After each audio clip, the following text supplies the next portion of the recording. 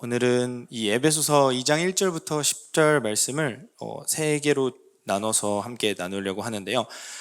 지난 시간까지 우리는 눈에 보이는 것이 전부다, 그리고 또 우주는 자연적으로 발생했다라는 두 가지의 내용에 대해서 함께 봤습니다. 사실 그러한 내용을 제가 조금 어렵지만 앞에서 굳이 한 이유는 우리가 어떤 세계관을 갖고 어떠한 세상을 살아가고 있는가, 우리 이제 교회 이외의 사람들이 어떤 눈을 가지고 세상을 바라보는가를 함께 나누어 보고 싶어서 준비를 했었습니다.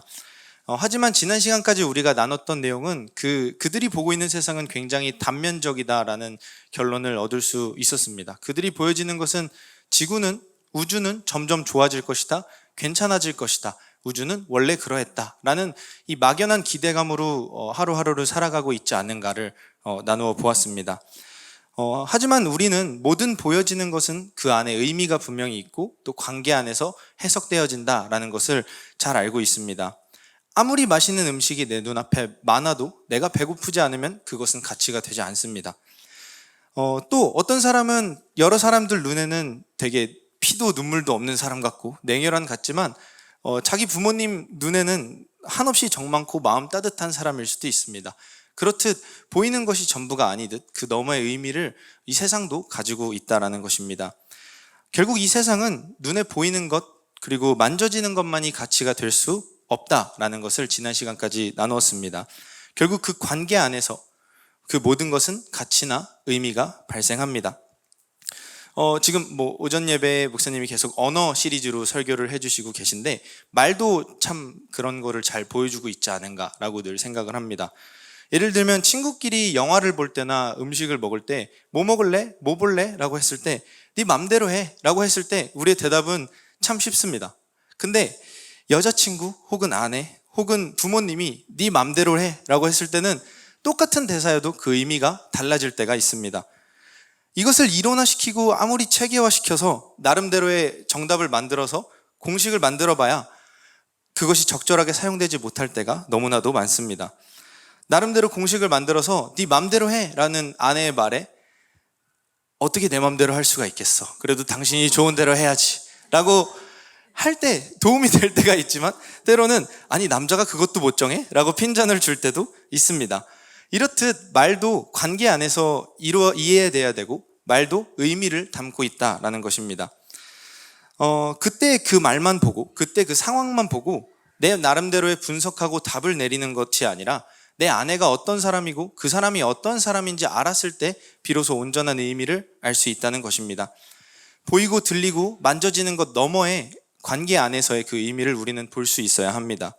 세상도 동일합니다. 하나님은 세상을 말씀으로 창조하셨다라고 합니다. 창세기 1장 1절에서 4절을 한번 보도록 하겠습니다. 네, 같이 읽겠습니다. 태초에 하나님이 천지를 창조하시니라. 땅이 혼돈하고 공허하며 흑암이 깊음 위에 있고 하나님의 영은 수면 위에 운행하시니라. 하나님이 이르시되 빛이 있으라 하시니 빛이 있었고 빛이 하나님이 보시기에 좋았더라. 하나님이 빛과 어둠을 나누사. 네, 지난 시간에 보았던 본문의 내용입니다. 보시기 좋았더라, 이것이 그 말에 하나님이 지은 세상의 의미다라는 얘기를 함께 나누었는데, 모든 것을 말씀으로 창조하시고 항상 끝에는 저렇게 보시기 좋았더라 라는 말씀을 하십니다. 토브라는 말을 지난 시간에 배웠는데 하나님이 말씀하신 목적과 뜻이 더해진 상태다라는 얘기를 했습니다. 그것을 담아놓은 것이 우리가 마주하고 있는 세상들입니다. 말씀으로 창조된 세상은 그 의미를 담고 있다는 것입니다. 그렇다고 한다면 그 말의 목적과 의미와 내용과 상관없이 우리 기준대로 내 정답으로 내 나름대로의 답으로 그것을 대답하고 살고 있다면 우리의 관계는 반드시 실패할 수밖에 없다는 것입니다. 저번 시간에 봤던 그 쿠가가강 그 빅뱅 이론이 우리가 그 안에서 잘못 이해하고 잘못 대답하며 살아가고 있는 모습을 잘 보여주고 있습니다. 우리는 실패의 느낌을 잘 알고 있습니다. 다들 그 목적과 뜻을 이해하지 못하고 말할 때가 많은 줄 압니다. 성경 인물들도 그것을 잘 보여줍니다. 예를 들면 아브라함에게 하나님이 약속의 씨를 약속하셨지만 아브라함이 생각한 씨와 하나님의 생각한 씨는 의미가 달랐습니다. 아브라함은 하걸과 동침해서 이스마엘을 낳았죠. 저번 시간에 본 베드로도 베드로가 생각한 메시아와 하나님이 말씀하신 메시아는 그 의미가 달랐습니다. 그래서 베드로는 예수님이 잡혀가실 때 칼을 뽑아서 말고의 귀를 잘랐죠. 그들이 생각하는 의미와 그들이 생각하는 답이 하나님의 뜻과 목적과 맞지 않았다는 것을 보여줍니다. 자신의 말로 이 세상을 보고 있었다는 것입니다. 하나님이 보시기 좋았더라가 아니라 내가 보기에 좋은 세상을 만들어 보겠다. 이것이 사람의 그릇된 노력입니다. 아담이 살던 에덴은 기쁨이라는 의미를 가지고 있었습니다. 하나님이 말씀으로 창조하신 세상에서 기뻐하고 그 관계를 같이 누리던 것이 에덴이었습니다. 창세기 2장 19절엔 이런 말씀을 하세요. 같이 읽어볼까요?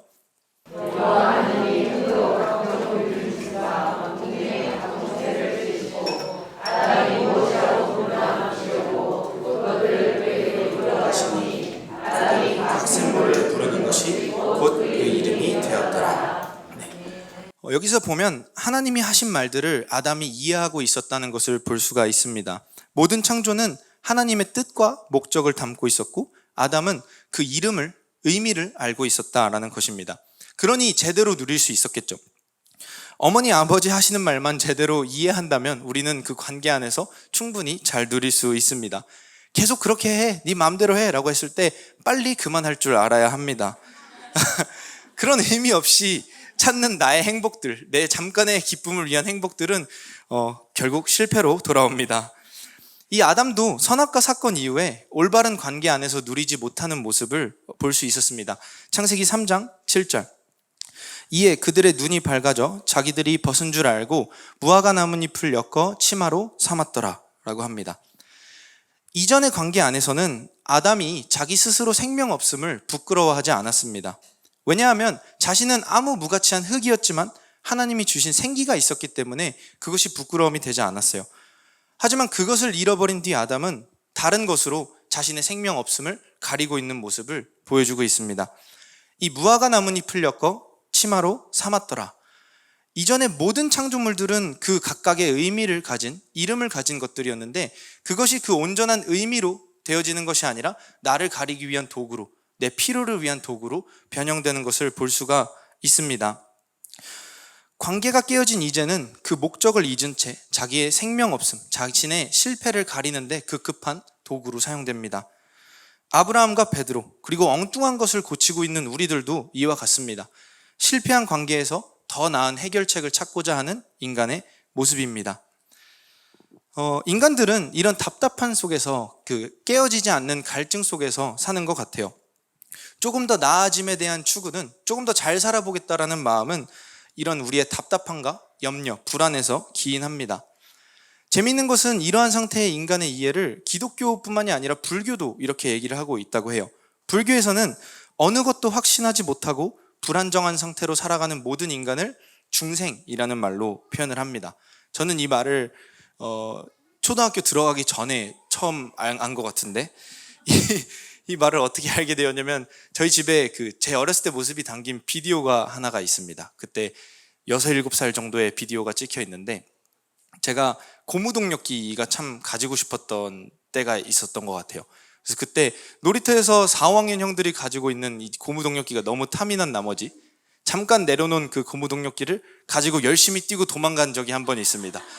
그게 비디오 안에 잡혔었는데 제가 갖고자 하는 것에 눈이 멀어서 일단 잡고 뛰는 장면이 나옵니다. 근데 갑자기 그 영상 속에서 제가 사라진 거예요. 어디로 갔을까요? 카메라가 따라간 곳은 또랑이었습니다.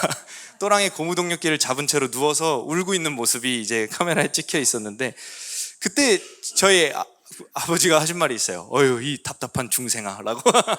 저는 그때 중생이란 말을 처음 들었었는데 당장 제 탐욕에 눈이 멀어가지고 한 치 앞도 모르고 최선을 다해서 뛴 겁니다. 내가 어디로 가고 있는지도 모르고 난 그냥 고무동력기 가졌다라는 것으로 기뻐하고 있었습니다. 불교는 이렇게 인간이 무엇인가에 집착한다라고 얘기해요. 그리고 그 집착이 인간을 불행하고 고통스럽게 만든다라고 이야기를 합니다. 자기 걸 막 끌어모읍니다. 최선을 다해서. 왜냐하면 두렵고 답답하니까. 하지만 인간은 가지면 가질수록 더욱 불행해진다라는 것이 불교에서 말하는 중생의 의미입니다. 어떻게 이런 비슷한 인간에 대한 이해가 있을까라고 생각을 했는데 아마 모든 인간들이 이러한 마음을 가지고 있기 때문이지 않는가라는 결론에 이르렀습니다. 다 가지면 괜찮을 줄 알았는데 그렇지도 않더라. 오늘에 충실하고 행복하고 기쁘게 살면 되는 줄 알았는데 여전히 한 치 앞도 모르고 모든 상황마다 실망하고 비통해하고 슬퍼하면서 사는 것이 인간입니다. 고무동력기 하나 잡고 또랑에 빠진 저의 모습과 같습니다. 다들 이 또랑이 참 힘들었는지 요즘 서점 같은 데 가면 이런 책들이 유행이에요. 나는 나로 살기로 했다. 남이 뭐라든 중요하지 않다. 애쓰지 않고 편안하게 내가 원하는 것을 나도 모를 때 뭔가 인간의 상실한 마음이 잘 보여주는 에세이들이 요즘 유행이라고 합니다. 발전하고 발전하면 더 나아질 줄 알았는데 상황이 좋아지면 괜찮아질 줄 알았는데 원하는 것을 가지고 시대는 발전했지만 인간은 점점 더 상실한 상태에 이르고 있었습니다. 이것을 전도서는 이렇게 얘기를 합니다. 전도서 1장 14절 같이 읽어볼까요? 내가 해 아래서 행하는 모든 일을 보았노라. 보라 모두 다 헛되어 바람을 잡으려는 것이로다. 네. 하나 더 보면 전도서 2장 11절 같이 읽을까요?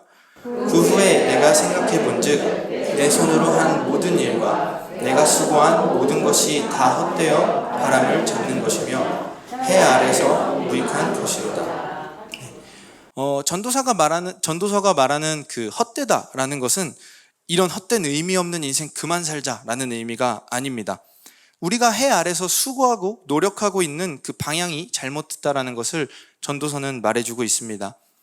스스로 그 바람을 잡으려는 것이 무익하다라고 얘기해요. 상황이나 환경이 좋아지면 내가 원하는 것을 가지면 괜찮아질 줄 알았는데 그것이 아니었다라는 것입니다. 우리가 가져야 될 것이 그것이 아니었다라는 거예요. 전도서는 여기서 우리의 헛된 행함이 바람을 잡는 것과 같다라고 이야기를 합니다. 잃어버린 것을 스스로 한번 찾아보겠다는 인간의 발버둥이 헛되다라고 이야기를 합니다. 생명을 가지고자, 생명을 쫓고자 하지만 엉뚱한 생명을 쫓고 있는 게 우리의 모습입니다. 여기서 전도서가 말하는 이런 산다는 것, 올바른 산다는 의미는 그저 숨이 붙어 있는 상태, 좀비나 어떤 강시 같은 상태가 아니라 숨을 쉬고 생각하고 올바른 의미를 묵상할 수 있는 인간의 상태를 말하고 있습니다. 이와 반대로 기독교에서 말하는 죄인은 이러한 모습을 잘 반영하고 있다고 생각을 해요. 무언가 잘못된 행동, 그릇된 행동을 했기 때문에 죄인이 된 것이 아니라 올바른 의미와 목적, 관계를 상실한 인간을 성경은 죄인이라고 합니다. 오늘 본문 2장 1절에서 1절을 보면 그는 허물과 죄로 죽었던 너희를 살리셨도다 라고 합니다. 여기서 말하는 허물과 죄라는 의미를 함께 보면 허물은 옆으로 미끄러짐, 탈선이라는 의미를 가지고 있고 죄는 우리가 많이 들었듯이 관역에서 벗어나다, 둘 다 벗어나다라는 의미를 가지고 있습니다. 결국 이 목적과 관계 안에서 벗어난 상태를 성경은 죄인이다라고 얘기를 합니다. 아무리 옳은 일, 아무리 생명을 찾기 위한 일을 열심히 노력해도 결국에 이 벗어난 길로 가고 있는 것이 성경이 말하는 죄인의 모습입니다. 그렇기 때문에 2절에서 세상 풍조, 세상의 방법과 길, 가르침을 따라갔다라는 것입니다. 길에서 벗어나면 저렇게 선로가 변경이 돼서 길에서 벗어나면 그 길을 따라갈 수밖에 없습니다. 의지적으로 원래 선로로 돌아오는 것은 불가능합니다. 모든 동력과 에너지가 이 다른 길로 뻗쳐 있는 것이 죄인의 상태입니다. 그렇다고 한다면 이 세상의 가르침, 풍조는 무엇일까요? 우리는 참 많은 가르침과 세상의 말들을 들었고 그것이 쌓이고 또 우리가 삶을 살면서 문화로, 삶의 방식으로 정착되는 것을 볼 수가 있습니다. 우리는 세상 방법이나 내 방식이나 그렇게 다른 것이 없다라는 것을 종종 느끼며 삽니다. 그 익숙함을 문화라고 설명을 합니다. 문화는 우리의 삶의 방식과 삶의 표현들을 잘 보여주고 있습니다. 이 시대의 문화는 방금도 아동부랑 같이 있다 왔지만 대부분 핸드폰으로 하는 게 유튜브 아니면 틱톡이더라고요. 그래서 이 유튜브로 정보를 얻거나 틱톡으로 뭔가 재밌는 동영상 같은 거를 찍어서 올리는데 여기서 보면은 이들은 글에 익숙한 세대가 아니라 영상에 익숙하다라는 것을 볼 수가 있어요. 그것도 그 영상도 5분 이상 넘어가면 잘 보지 않습니다. 최대 한 3, 4분 정도인 것 같아요.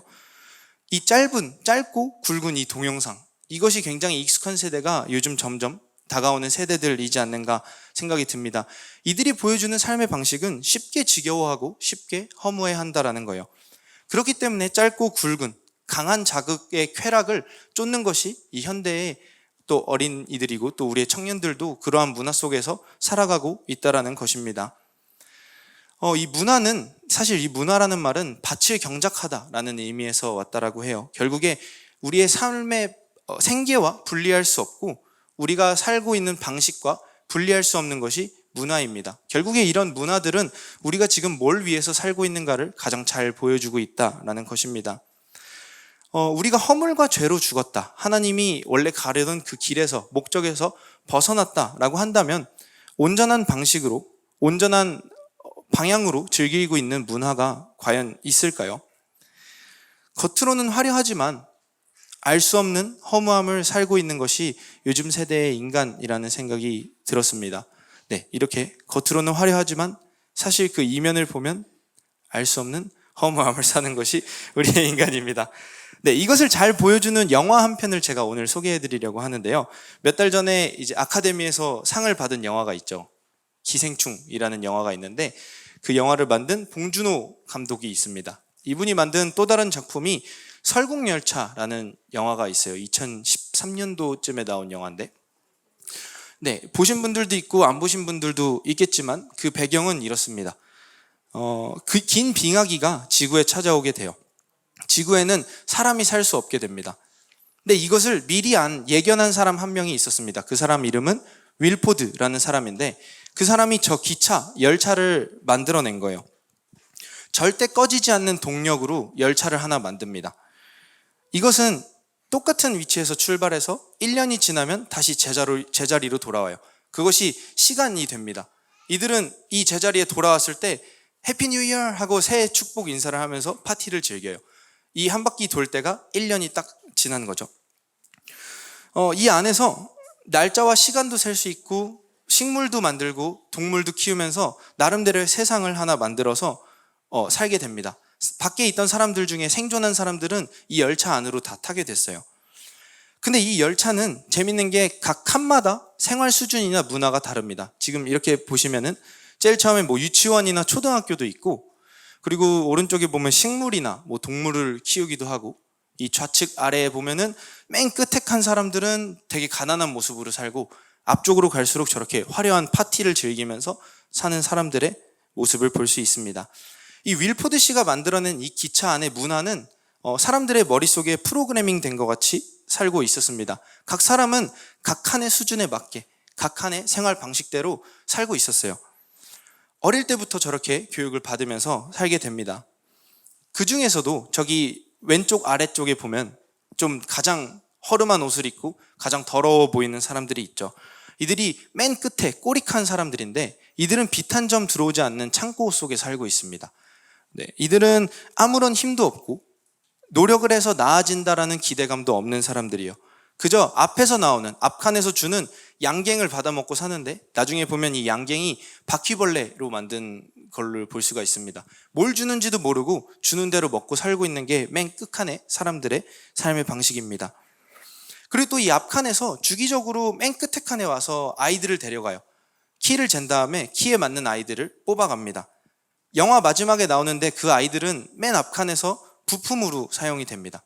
키를 재는 이유는 그 안에 잘 들어가기 위해서, 그 안에서 기차를 움직이게 하기 위해서 그 아이들을 데려가는 것입니다. 이 꼬리칸의 삶은 아무리 노력해도 아무리 수고해도 달라지는 것은 없다라는 거예요. 하지만 이것은 단순히 꼬리칸만의 삶의 방식은 아니었습니다. 다른 칸도 마찬가지예요. 어떤 사람은 저렇게 식물을 가꾸는 것에 자부심을 느끼면서 살아가기도 하고 어떤 이들은 이 열차를 만든 윌포드가 얼마나 대단한 사람인지 아이들을 가리키면서 이 열차가 절대 멈추지 않을 거라고 이 열차를 위해서 최선을 다해서 살라고 가르치기도 합니다. 또 어떤 사람들은 마약과 술에 빠져서 저렇게 쾌락과 향락을 즐기고 있는 모습을 기차 안에서 볼 수 있습니다. 저는 이 설국열차라는 영화를 보면서 우리의 삶과 매우 닮아 있다라는 생각이 들었습니다. 이들은 전부 어디로 이 기차가 가고 있는지, 이 기차가 지금 뭘 하고 있는지 전혀 인지하지 않고 있는 모습으로 살고 있습니다. 열차는 매년 돌고 열차는 동일할 것이며 나는 그렇기 때문에 이 안에서 내 삶을 충실히 산다. 이것이 그들의 삶의 방식이었습니다. 우리가 어디서 왔는지, 어디로부터 왔는지는 벌써 까맣게 잊어버린 것 같이 이 열차 안에서 프로그래밍 된 채로 살아가고 있습니다. 나에게 주어진 일들, 나에게 주어진 이 삶들은 문화들을 자연스럽게 살아갑니다. 윌포드, 오늘 본문에서 나온 그 공중권세 잡은 자들의 말에 자연스럽게 살아가고 있는 게 인간의 삶입니다. 이 영화에 두 명의 중요한 인물이 나옵니다. 왼쪽에 그 송강호 씨가 남궁민수라는 역할로 나오고, 물론 영화에서는 한 번도 남궁민수라고 불리지 않고 냄궁민수라고 불리게 됩니다. 이 냄궁민수 씨랑 오른쪽에 보면 커티스라는 배우가 두 명이 나와요. 이 오른쪽에 있는 잘생긴 미국인 분 커티스를 보면 이 혁명가입니다. 이 사람은 꼬릭한 사람인데 내가 윌포드 자리까지 한번, 맨 악함까지 한번 가보겠다라는 야망을 가진 남자입니다. 이 사람이 앞으로 쉽게 가기 위해서 찾아간 사람이 바로 열차의 보안 관리 담당자인 이 냄궁민수 씨입니다. 이 냄궁민수 씨를 엄청 기대를 가지고 찾아가요, 이 남자가. 이 사람이 길을 알 거야. 어떻게 하면 저 앞으로 빨리 갈 수 있는지 알 거야 하고 찾아가는데, 이 남궁민수가 찾는 것은 담배 한 대만 줘 라고 얘기합니다. 이 사람도 꼬릭한 사람들이랑 같은 모습을 하고 있었어요. 이 사람도 별로 방법은 있어 보이지 않는구나 라는 생각에 약간은 불신하면서 함께 앞으로 나아가고 있는 모습이 나타납니다. 점점 앞으로 가다가 이 중요한 사건의 시발점이 하나가 있습니다. 이 냄궁민수 씨가 창밖에 매년 똑같은 위치를 보는데 그 얼음이 조금씩 녹고 있다는 것을 발견을 한 거예요. 그래서 이 남궁민수는 이야기합니다. 이 사람들은 자신의 본향을 잃고 어디서 왔는지를 잊어버리고 그저 열차를 위해서 최선을 다해서 살아가지만, 이 남궁민수는 그 열차 안에서 유일하게 바깥을 보는 사람이었어요. 우리가 원래 살던 곳, 본래 살던 곳을 계속 기다리던 남궁민수는 열차를 탈출할 계획으로 앞으로 점점 나아가고 있었습니다. 커티스랑은, 그 남자와는 전혀 다른 방향으로 살고 있었던 거예요. 커티스는 최고가 돼서 윌포드의 자리에 앉으려고 했지만 남궁민수는 그렇지 않았습니다. 그는 밖을 보던 사람이었어요. 마지막에 이 윌포드, 커티스, 남궁민수, 이 세 사람이 다 만나게 돼요. 다 만나게 되는데 그 열차의 주인인 윌포드가 그 커티스에게 얘기합니다. 나 널 기다렸어. 사실 맨 끝에서부터 네가 어떻게 여기까지 올라오는지 다 봤어. 내가 이 열차 너한테 줄게 라고 이야기를 합니다. 나랑 같이 이 열차를 한번 이끌어보지 않을래? 라고 얘기했을 때 커티스가 약간은 흔들려요. 근데 그 흔들림에서 멈추게 한 사건이 있는데, 그 기차 바닥에서 나온 자기 어렸을 때 본 꼬마 아이입니다. 그 꼬마 아이가 기차를 열심히 돌리고 부품으로 살던 모습을 발견하게 된 거예요. 거기서 커티스는 마음을 다잡습니다. 내가 가야 될 방향이 이 윌포드의 자리가 아니라 저 남궁민수랑 같이 밖을 봐야 되는 거구나. 우리가 원래 살던 곳은 저곳이구나를 깨닫게 됩니다. 이 영화에서 보여주는 것은 우리는 어쩌면 중요한 질문과 이유와 우리의 삶의 방향을 잊고 살지도 모른다는 것입니다. 마치 꼬릭한 사람들이 앞칸을 동경하듯이 그저 한 칸 한 칸 앞으로 나아가는 것에 만족하고 그것에만 집중하면서 우리는 살고 있을지도 모른다는 것입니다. 혹은 그저 내가 있는 칸에서 최대한의 만족과 기쁨을 누리면 그걸로 됐지, 그거면 인생 아니야? 라고 얘기하고 있는 우리를 보여주고 있을지도 모릅니다. 하지만 이 설국열차가 우리에게 말해주고 있는 건 그런 것이 아니라 우리가 진짜 어디서 왔고 우리가 무엇을 위해서 살아야 하는가, 우리가 가야 할 방향이 어디인가를 보여주고 있는 것입니다. 저 남궁민수는 사진과 같이 유일하게 그 열차 안에서 바깥을 보는 인물이었어요. 이것을 보면서 생각난 것이 우리 예수님이었습니다. 예수님이 오셨을 때가 딱 저러한 모습이지 않은가라는 생각이 들었어요. 아무도 밖을 보지 않았습니다. 아무도 우리가 원래 무슨 모양으로, 원래 무슨 모습으로 살았는진, 목적이 무엇인진 궁금하지 않았어요. 아무도 하늘을 보지 못했고 본향을 잊은 것 같은 그때에 예수님이 오신 것이고, 그 예수님이 유일하게 하늘을 보는 자였습니다. 성경은 예수님을 이렇게 말합니다. 마태복음 1장 21절. 네, 같이 한번 읽어볼까요? 아들을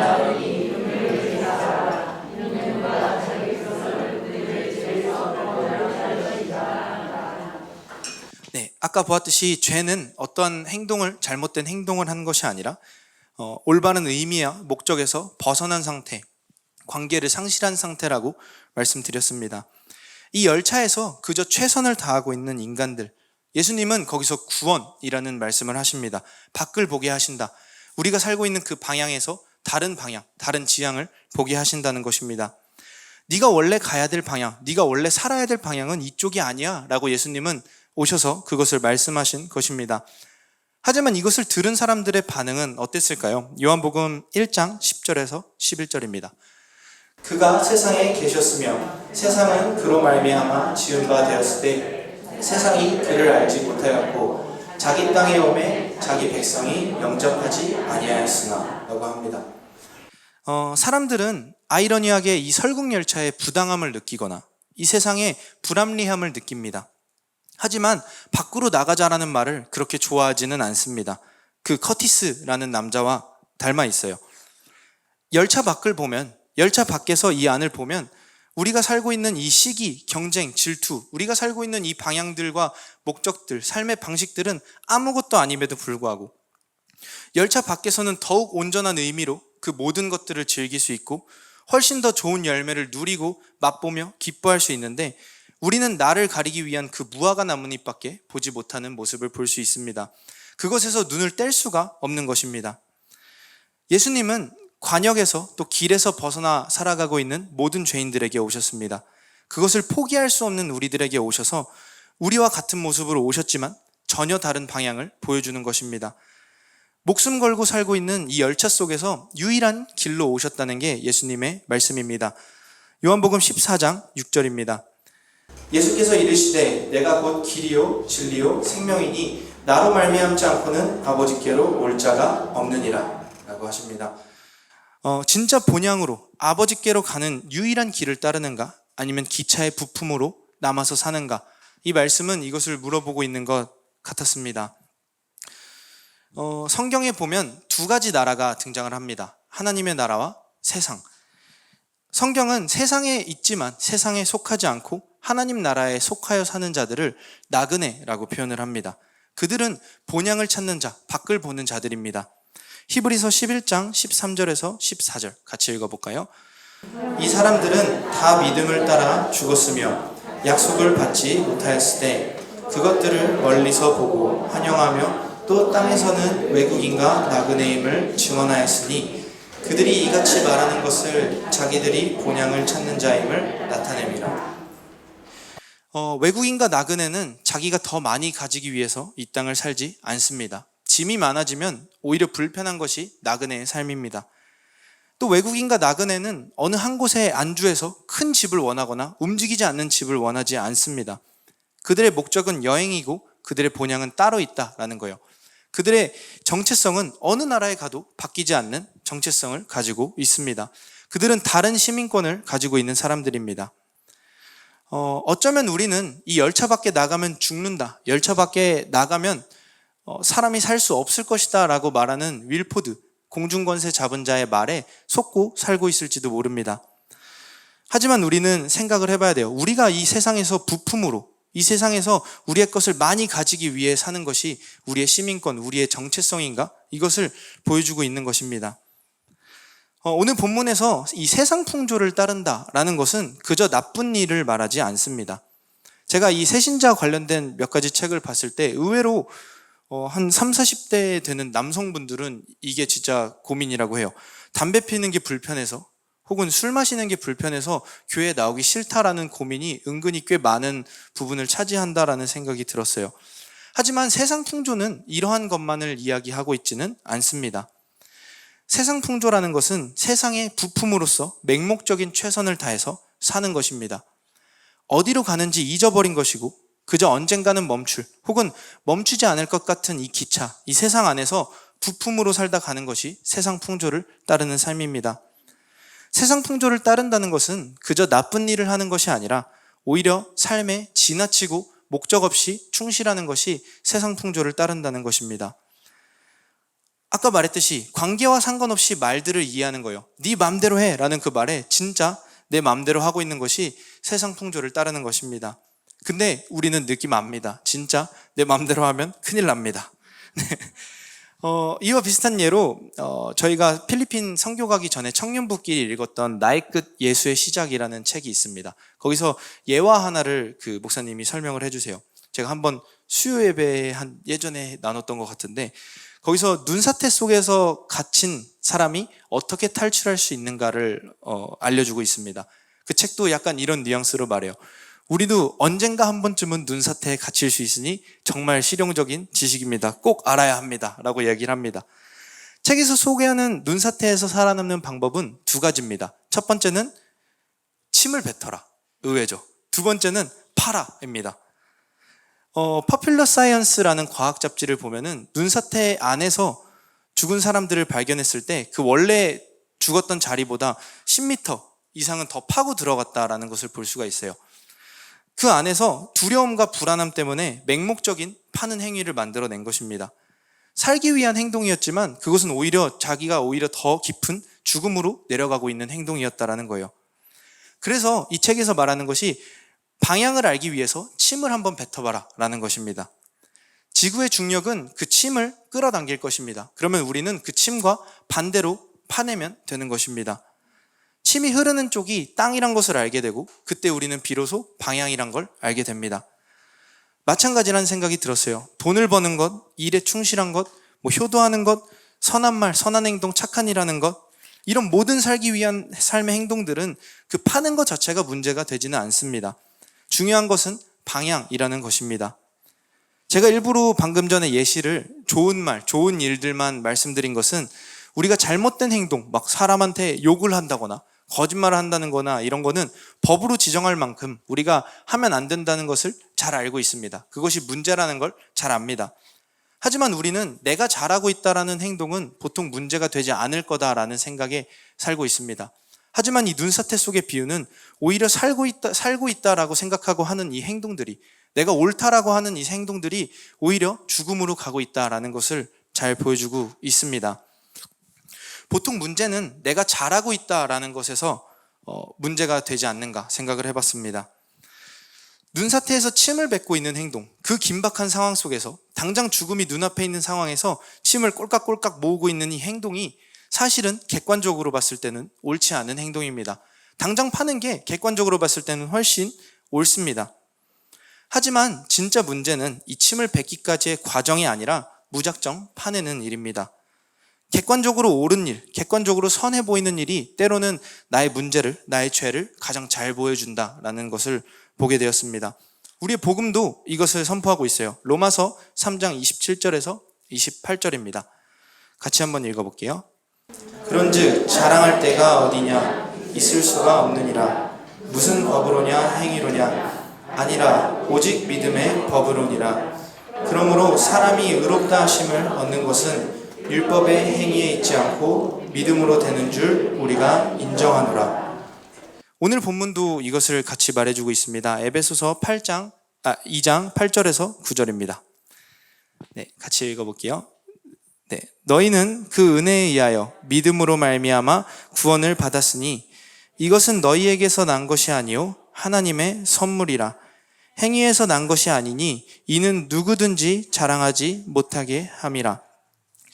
그 맹목적으로 파는 행위는 결코 자랑이 될 수 없다라는 것이 성경의 말씀입니다. 그것이 바로 세상 풍조고 세상 문화입니다. 제가 오늘 제목을 트렌드 세터라고 지은 이유는 이 문화라는 개념에서 조금 이어서 생각을 해보려고 합니다.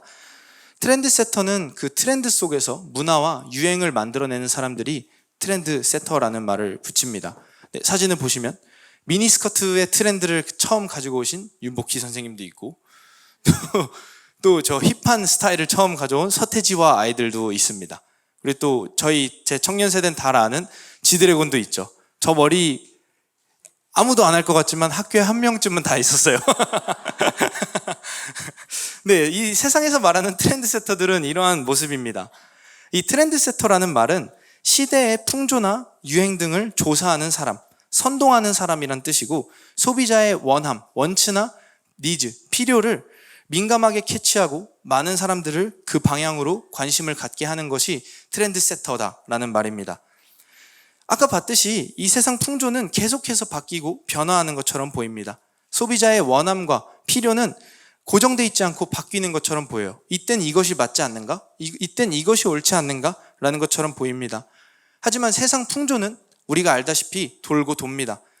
아까 그 사진 속의 촌스러움이 돌고 돌아서 다시 유행이 되기도 합니다. 이것을 보면서 생각이 든 것은 인간의 풍조는 거기서 거기다라는 것입니다. 내가 조금 더 좋은 것을 가지고 조금 더 유행하는 것을 가졌다. 내가 조금 더 나은 삶을 살고 객관적으로 나아 보이는 삶을 산다. 그래봐야 모든 인간은 벗어났다, 방향을 잃었다라는 것입니다. 객관적으로 좋게 보이고 옳게 보일지는 모르지만 오히려 그것이 죽음으로 가는 길이고 좋지 않은 일이다라는 것입니다. 영영 그 눈 속에 파묻혀서 죽음을 맞이하거나 영영 그 기차 속에서 열심히 일하는 상태로 살아갈지도 모릅니다. 영영 하나님의 생명과는 상관없이 그 사귐과 누림을 경험하지 못하고 그깟 풀들, 무화과 나무 잎으로 내 생명 없음을 가리면서 나랑 똑같은 사람들한테 내 이 부끄러운 생명이, 무화과 나뭇잎이 조금 더 낫다라는 것을 증명하면서 살고 있을지도 모릅니다. 하지만 우리의 진짜 원함과 필요, 우리가 진짜 원하고 받아야 되는 그것이 무엇인지 아는 사람이 있습니다. 우리에게 진짜 필요한 것을 아는 그분은 열차 안으로 오셔서 밖을 보게 하셨고 눈사태 속에서 내가 어디로 가야 하는지를 보여주셨습니다. 내가 자랑하던 그 무화과 나뭇잎이랑은 비교할 수 없는 기쁨과 만족을 주시는 분이 예수님입니다. 진짜 트렌드세터가 나타났다라는 거예요. 이제까지의 트렌드세터들은 기껏해야 몇 년, 몇 개월, 고작 한 세대를 이끌었다면 이 트렌드세터는 2000년을, 아니 그 이상을 연결해서 이끄시는 분입니다. 그분이 예수입니다. 우린 진짜 할 수 없고 벗어날 수 없는 그곳에서 우리의 시야와 방향과 목적을 회복하는 분입니다. 그 안에서 끊임없이 돌다가 맞이할 죽음에 진짜 세상, 진짜 나라, 진짜 우리가 가야 할 방향을 보여주는 것이 예수님입니다. 그 예수님은 우리를 이 땅과 상관없게 살게 하시는 분이 아닙니다. 오히려 온전한 의미를 살게 해주십니다. 우리를 자신과 같은 트렌드세터로 이 땅에서 살게 하십니다. 진짜 온전한 의미의 관계, 끊어지고 두려움 없는 관계로 살게 하십니다. 올바른 방향과 목적을 주십니다. 우리는 이 나라는 열차 밖을 나가면 죽을 것 같다라는 세상 말에 속고 있을지도 모릅니다. 하지만 예수님은 거기에 진짜 생명이 있고 거기에 진짜 네가 쫓아야 될 원함과 필요가 있다라는 것입니다. 그리고 그 원함과 필요를 받은 우리는 똑같이 예수님과 같이 그것이 필요한 자들에게 전하게 하시는 것이 예수님이 말하는 올바른 인간의 방향입니다. 그것을 전달하는 리더로 이 땅에서 살게 하십니다. 우리가 전달하는 것은 이전과 똑같이 눈에 보이는 것, 그들이 필요할 것 같은 것, 탐심과 집착을 채우기 위한 그런 도구들을 전하는 것이 아니라 올바른 관계 안에서 바라고 기대하게 하는 것, 그리고 하나님께서 그것을 직접 약속하시고 직접 그 약속을 성취하셨다라는 것을 전하는 것입니다. 그것을 성경은 은혜라고 이야기를 합니다. 그저 갖고 싶은 것을, 원하는 것을, 얻어낸 것을 은혜라고 하는 것이 아니라 하나님께서 약속하셨고 하나님께서 끝까지 이루어내신다라는 것이 은혜입니다. 우리 트렌드세터들은 그것을 전하는 거예요.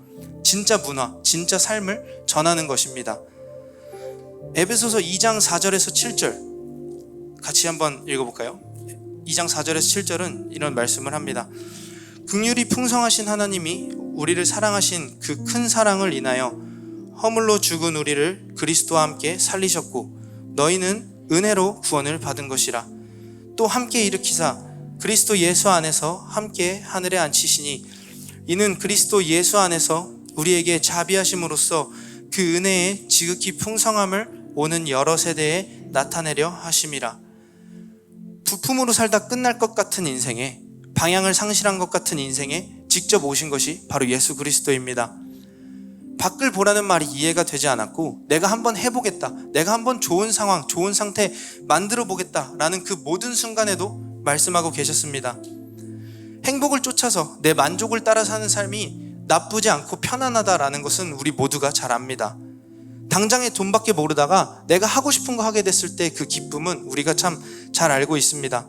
근데 그 내가 하고 싶은 걸 아무리 해도 당장에 성에 차지 않을 때가 있어요. 내가 생각한 거랑 또 다를 때가 있습니다. 나는 좋아서 시작했는데 언젠가부터 그 좋아한다는 그 마음만으로는 해결되지 않는 갈증이 있습니다. 나는 점점 좋아지고 나아지지만 그걸로는 해결이 되지 않아요. 돈이 문제가 아니고 뭘 하고 안 하고의 문제가 아니고 가지고 가지지 않음의 문제가 아닙니다. 우리가 상실한 것은 방향입니다. 내가 보는 것, 내가 집중하고 있는 것은 지극히 좁은 곳에서 얻어지는 만족과 기쁨이라는 거예요. 우리가 뭘 위해서 그렇게 치열하게 살고 있는가? 우리는 진짜 그 생명으로 그 눈들을 파내고 있는가? 우리가 함께 돌아보길 원하면서 이 시간 다 함께 기도하겠습니다.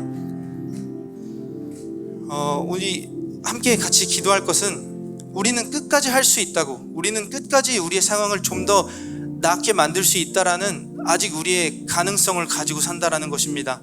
하지만 우리가 그 아무것도 모르고 열심히 살고 있는 그때에 예수님이 오셔서 보여준 것이 이 기차 바뀝니다. 나라는 시야, 나라는 방향 밖을 봤을 때 진짜 생명과 참된 기쁨과 만족이 있다라는 것을 예수 그리스도께서 보여준 것입니다.